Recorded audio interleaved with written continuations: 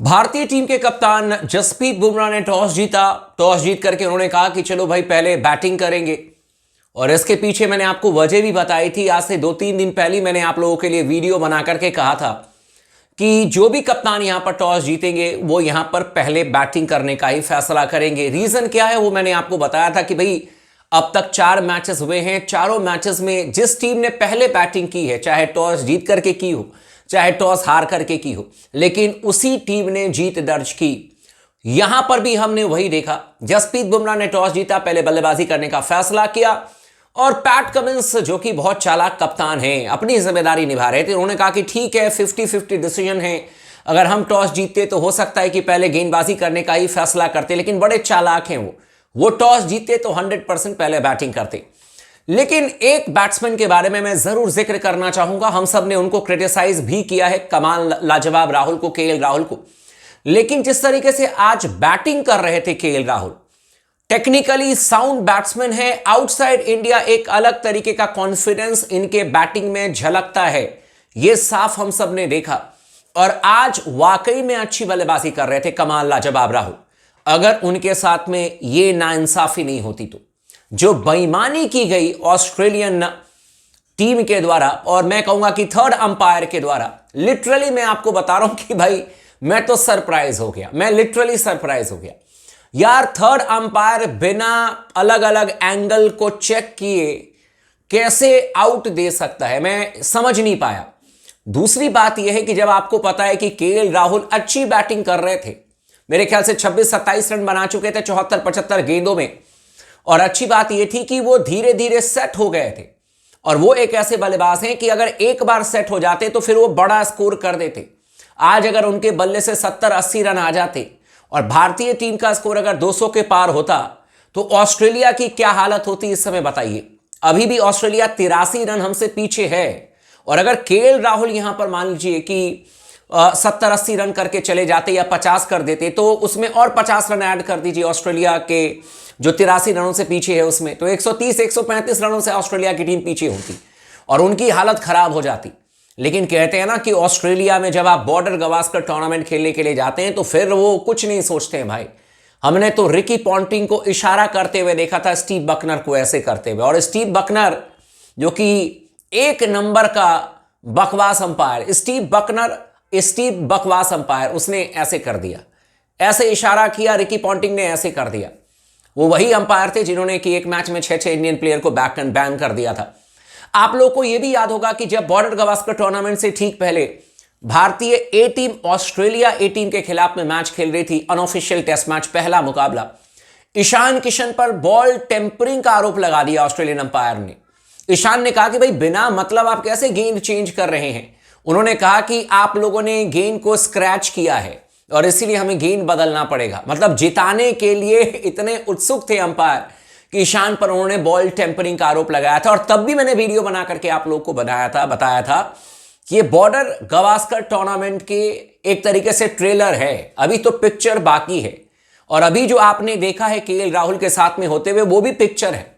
जैसे ही भारतीय team Perth test match में जीत दर्ज करेगी, आप लिख लेना, उसके बाद खुलेआम बेईमानी शुरू हो जाएगी।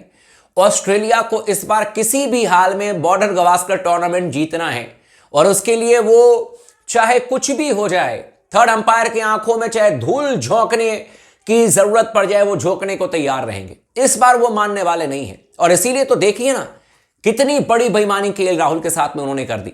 क्या आप लोगों को कहीं से भी लगता है कि केएल राहुल आउट थे? ये बिल्कुल वैसे ही डिसीजन है जैसे कि ऋषभ पंत को आउट दिया गया था न्यूजीलैंड के खिलाफ में, और ऑस्ट्रेलियन अंपायर पॉल राइफल थे। लेकिन मैं कहूंगा कि यह तो उससे भी क्लियर डिसीजन था केएल राहुल का। बैट और बॉल में गैप साफ तौर पर नजर आ रहा था भाई, ये खुद आप सबने देखा होगा। और साथ ही साथ केएल राहुल का बल्ला पैड पर लगा था, जो उनका दाहिना पैर था उस पैड पर लगा था। जब आप अल्ट्रा एज में चेक करेंगे तो वहां पर किसी भी तरीके की आवाज अगर आती है तो वो स्पाइक्स आ जाते हैं। और थर्ड अंपायर ने यह देखा ही नहीं कि भाई अगर मान लीजिए कि बल्ले पर गेंद लगी है और उसके बाद बल्ला अगर पैड पर लगा है तो 2 बार कम से कम स्पाइक्स तो दिखने चाहिए।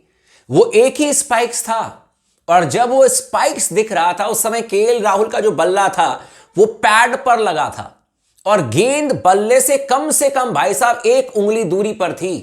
ये साफ तौर पर आप लोग इस विजुअल्स में भी देख सकते हैं कि गेंद जो है वो बल्ले से बहुत दूर थी और बल्ला जाकर के पैड पर लगा था। दूसरी बात यह है कि केएल राहुल एक ऐसे खिलाड़ी हैं जो कि बहुत ज्यादा हो हल्ला नहीं मचाते हैं और केएल राहुल बहुत ज्यादा डिसअपॉइंटमेंट भी नहीं दिखाते हैं, मतलब उनको आप बहुत ज्यादा एनिमेटेड होते हुए नहीं देखोगे।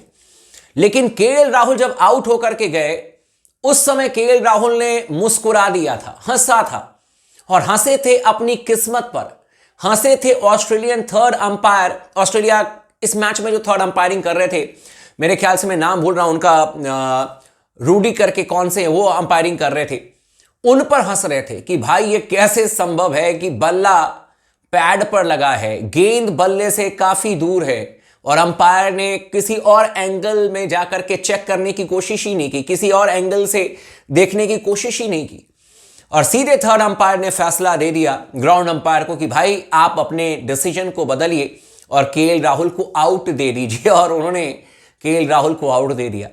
मतलब मैं सरप्राइज हो गया, लिटरली मैं सरप्राइज हो गया कि यार ये कैसे आप इस तरीके से डिसीजन दे सकते हो। और अभी आप देखते जाइए क्योंकि बॉर्डर गावस्कर टूर्नामेंट की तो अभी शुरुआत ही है और इसीलिए मैंने कहा कि भाई बेईमानी तो आपने कर ली, लेकिन उसके बाद क्या हुआ? उसके बाद भारतीय टीम ने 150 रन बना दिए और इस समय ऑस्ट्रेलिया की स्कोर क्या है? 67 पर 7 आउट हो चुके हैं। और इसीलिए मैं कह रहा हूं कि ऑस्ट्रेलिया को अगर ये लगता है ना कि कुछ भी करके हम मैच जीत जाएंगे तो वो अब कुछ भी नहीं काम आएगा, बिल्कुल नहीं काम आएगा, क्योंकि ये अलग तरीके की भारतीय टीम है और अलग किस्मत लेकर के आई है। 150 पर हम आउट होते हैं तो सामने वाली टीम को हम 70-80 पर ऑल आउट भी कर देते हैं मेरे दोस्त। तो इसीलिए ऑस्ट्रेलिया को थोड़ा भारतीय टीम के सामने संभल करके बेईमानी करने के बारे में सोचना चाहिए, क्योंकि भारतीय टीम के साथ में जिस जिस टीम ने बेईमानी की है उस टीम का भला नहीं हुआ भाई। और आज तो सामने सामने डंडा पड़ा ऑस्ट्रेलिया को। केएल राहुल बिल्कुल भी आउट नहीं थे, मेरा ये खुद का मानना है। और जितने लोगों से भी बातचीत हुई है किसी ने ये नहीं कहा कि भाई यहां पर बेनिफिट ऑफ डाउट भी केएल राहुल को मिलना चाहिए, क्योंकि बेनिफिट मिलने का सवाल ही नहीं है। जब बल्लेबाज आउट ही नहीं है तो किस बात का बेनिफिट देंगे? जब भाई साहब बल्ला ही पैड पर लगा, गेंद जो है वो बल्ले से दूर है, तो इसमें बेनिफिट की क्या बात है? तो आंखों से दिख रहा है कि भाई बल्लेबाज का बल्ला जो है वो पैड पर लगा है और उससे आवाज आई है जिसमें आपके अल्ट्रा एज पर वो जो स्पाइक्स आपको दिखा वो उस चीज की थी। लेकिन इसके बावजूद भी अंपायर ने कहा कि नहीं, चलो भाई केएल राहुल आप वापस चले जाओ पवेलियन, और उनको जाना पड़ा। खैर, भारतीय टीम इस समय टेस्ट मैच में काफी मजबूत स्थिति में है। केएल राहुल ने बहुत अच्छी बल्लेबाजी की, मैं उनके लिए अप्रिशिएट करूंगा क्योंकि कंडीशन बिल्कुल आसान नहीं थे। लेकिन केएल राहुल ने अच्छी बैटिंग की और अभी सेकेंड इनिंग में केएल राहुल को और बेहतर करके दिखाना पड़ेगा, क्योंकि टेस्ट मैच जीतना है तो केएल के बल्ले से रन आने जरूरी है। बाकी फैंटास्टिक कैच केएल राहुल, गजब का आपने कैच लिया आज मिच मार्श का, वो भी काफी इंपॉर्टेंट था। मैं बहुत खुश हूं केएल राहुल के प्रदर्शन से और उम्मीद करता हूं कि इसी तरीके से केएल राहुल मुश्किल कंडीशन में भारतीय टीम के लिए रन बनाएंगे, हम सबका दिल जीतेंगे और भारतीय टीम में अपनी पोजीशन को और मजबूत करेंगे। बाकी चैनल को सब्सक्राइब कर दीजिएगा, वीडियो को लाइक कर दीजिएगा और लगातार बने रहें स्पोर्ट्स टॉक के साथ में।